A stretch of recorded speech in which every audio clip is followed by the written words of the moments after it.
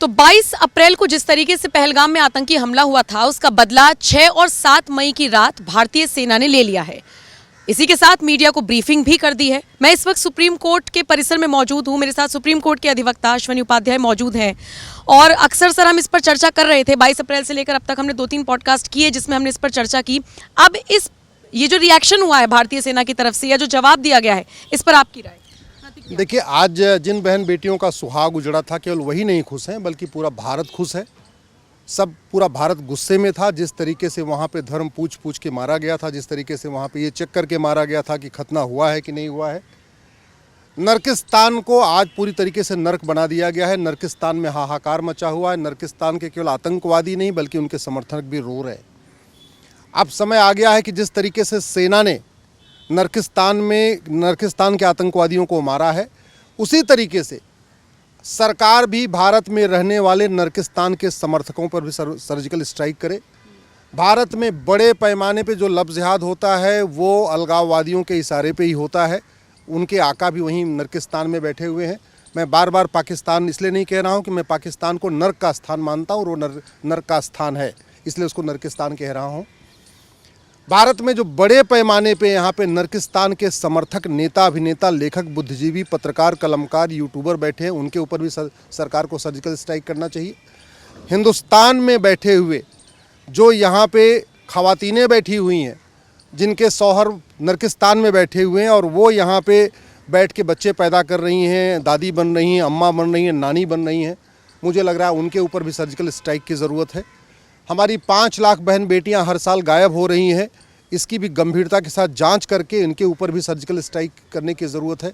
भारत में बड़े पैमाने पे जो धर्मांतरण कर रहे हैं जिहादी, और वो भी नर्किस्तान के इशारे पे कर रहे हैं, कहीं न कहीं उनके आका नर्किस्तान में बैठे हुए हैं, उनके ऊपर भी सर्जिकल स्ट्राइक करने की ज़रूरत है।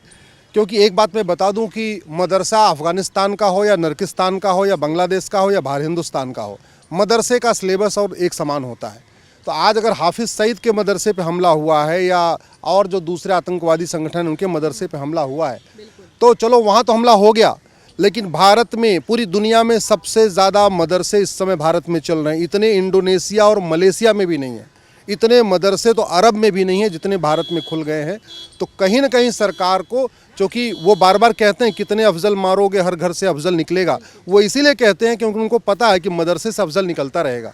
तो ज़रूरत इस बात की है कि जैसे सेना ने सर्जिकल हमला किया है आतंकवादियों के ऊपर, वैसे भारत के अंदर बैठे हुए जिहादियों पे, मिशनरियों पे, घुसपैठियों पे, धर्मांतरण कराने वालों पे, लफ्ज़ जिहाद करने वालों पे, लैंड जिहाद करने वालों पे और उनको कवर फायर देने वालों को या उनके मददगारों के ऊपर भी सर्जिकल स्ट्राइक हो। भारत में ड्रग्स जिहाद बहुत तेज़ी के साथ चल रहा है। बड़े प्लान्ड वे में हिंदू लड़कों को नपुंसक बनाया जा रहा है, हिंदू बेटियों को बाज बनाया जा रहा है। तो ड्रग्स जिहादियों और उनके मददगारों पे सर्जिकल स्ट्राइक की ज़रूरत है।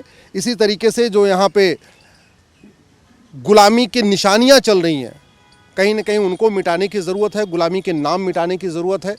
अब समय आ गया है कि एक बार इस पे आर पार हो जाए, हमेशा हमेशा के लिए। ऐसा नहीं हो कि एक बार इनको मार दिया, फिर पता चला फिर यहाँ से पैदा हो गए, फिर यहाँ पैदा हो गए। एक बार इसका समूल नाश करना ज़रूरी है। अच्छा, इसके अलावा जैसे पाकिस्तान से अभी गिदड़ भभकियाँ आनी शुरू हो गई हैं। पहले कह रहे हैं हम जवाब देंगे, अब कह रहे हैं कि अगर भारत रुक जाए तो हम भी रुक जाएंगे। तो ये जो खौफ का माहौल है, इसे आप किस तरीके से देख रहे हैं? नहीं, देखिए, जो पाकिस्तान है, जो नर्किस्तान है, वो पूरी तरीके से फेल्ड स्टेट है। उसके पास खाने के पैसे नहीं हैं, दाने के पैसे नहीं हैं, दवा खरीदने के लिए पैसे नहीं है, उसके पास कपड़ा खरीदने के लिए पैसे नहीं है। सब कुछ वो आश्रित है वर्ल्ड बैंक के ऊपर, सब कुछ आश्रित है दूसरे देशों के ऊपर। अब समय आ चुका है, चूँकि पाकिस्तान पूरी तरीके से फेल हो चुका है, वो पूरी तरीके से बदहाल हो चुका है, फटे हाल है, तो उस समय उसको सफाया करना ज़्यादा अच्छा है। मुझे लगता है कि अगर पाकिस्तान आगे बढ़ता है तो भारत की सरकार अब छोड़ेगी नहीं। भारत की अब सरकार जो है वो निर्णायक सरकार है, वो डिसीजन लेती है और समस्या को अस्थायी समाधान करती है। अगर पाकिस्तान ने कदम उठाया तो ये निश्चित मान के चले कि उसका बहुत बड़ा हिस्सा इधर से उधर हो जाएगा, वो पाकिस्तान के नक्शे में नहीं रहेगा। 2 टुकड़ा होगा कि 3 टुकड़ा होगा ये तो समय बताएगा, लेकिन ये बहुत निश्चित है कि उसका कुछ हिस्सा भारत में आएगा और कुछ हिस्सा दाएं जाएगा, कुछ हिस्सा बाएं जाएगा, ये पक्का है। ख्वातीनों का आपने जिक्र किया, बच्चे पैदा करने का आपने जिक्र किया, लेकिन मैंने एक बड़ी दिलचस्प चीज़ देखी कि जब प्रेस ब्रीफिंग हुई तो 2 महिला अधिकारी नजर आई, तो क्या ये मैसेज देने की कोशिश की गई कि हमारे लिए तो 2, मतलब तुम्हारे लिए तो हमारी 2 बेटियां ही काफ़ी हैं? देखिए, बहुत सीधी सी बात है। जिस तरीके से वहाँ पे किया गया है ना, मुझे लगता है पाकिस्तान को निपटाने के लिए हमारी जो बेटियां फाइटर चला रही हैं ना, वही पर्याप्त हैं। जो हमारी बेटियां एयरफोर्स में हैं, नेवी में हैं और आर्मी में है ना, उनको निपटाने के लिए वही ज़रूरत है। हमारे जो सैनिक भाई हैं उनकी ज़रूरत ही नहीं है। तो स्वाभाविक सी बात, ये मैसेज उसी लिए दिया गया है। लेकिन अब ये टाइम आ चुका है, ऐसा मैसेज दिया जाए कि अगले कम से कम 10 साल तक नर्किस्तान दोबारा हिम्मत न करे, क्योंकि वहाँ पे आतंकवादियों के शिविर तो नष्ट हुए हैं, लेकिन अभी भी सारे नहीं, कुछ तो बचे ही होंगे। स्वाभाविक सी बात है, कुछ दाएं होंगे, कुछ बाएं होंगे। तो अगर पाकिस्तान इसको आगे कोशिश कर रहा है तो अब एक बार मिटा देना चाहिए। ठीक है, जो भी होगा देखा जाएगा। एक बार 6 महीने युद्ध चले, 4 महीने युद्ध चले, जो भी चले चले, लेकिन हमेशा हमेशा के लिए समस्या का समाधान कर देना चाहिए। अब जैसे आतंकी कैंप्स को नेस्तनाबूद कर दिया, जहां से कसाब ने ट्रेनिंग ली थी उसको उड़ा दिया। मैं तो अभी 6-7 तस्वीरें देख रही थी, बड़े 82 एकड़ में फैला फैला के अपने उन्होंने वो सब बनाए हुए थे, आतंकी जो कैंप्स थे जहां से ट्रेनिंग दी जाती थी। अब वापस भारत में आ जाइए। भारत में आप मदरसों का जिक्र कर रहे थे, कई मैंने ऐसी खबरें पढ़ी हैं कि जहां पर अटैक हो गया या जहां पर हमला हो गया या जो जिहादी सोच चल रही है, उसका बीज मदरसे, किसी मदरसे से, सारे से तो नहीं, लेकिन कहीं कहीं से बोया जा रहा था, वहां से उन्होंने प्रशिक्षण लिया था। उन पर अब लगाम लगाने के लिए सरकार को क्या करना चाहिए? हमेशा आउटर फोर्सेस नहीं, इंटरनल फोर्सेस के खिलाफ। इंटरनल फोर्सेस बहुत ज़रूरी है। दुर्भाग्यवश ये मदरसे पता नहीं कहाँ से चल रहे हैं। मदरसे की डिग्री कैसे वैलिड हो रही, मुझे समझ में नहीं आ रहा है। भारत का संविधान मदरसे के ऊपर प्रतिबंध लगाता है।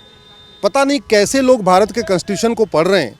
आर्टिकल 27 कहता है कि मजहबी तालीम के ऊपर एक खर्च नहीं होगा। मजहब को प्रमोट करने के लिए 1 रुपये सरकार नहीं खर्च कर सकती। और मदरसा मजहब को प्रमोट करता है, इंसानियत को प्रमोट नहीं करता। वो वसुधैव कुटुंबकम नहीं सिखाता, वो सर्वमंगल मांगल्य नहीं सिखाता, सर्वे भवन सुखना नहीं सिखाता। आर्टिकल 28 कहता है कि किसी भी मजहबी तालीम कोई सरकारी स्कूल में नहीं हो सकती, सरकार के द्वारा फंडेड स्कूल में नहीं हो सकती। और मदरसे में कोई सेकुलर टीचिंग तो होती नहीं, मदरसे में तो मजहबी तालीम ही होती है।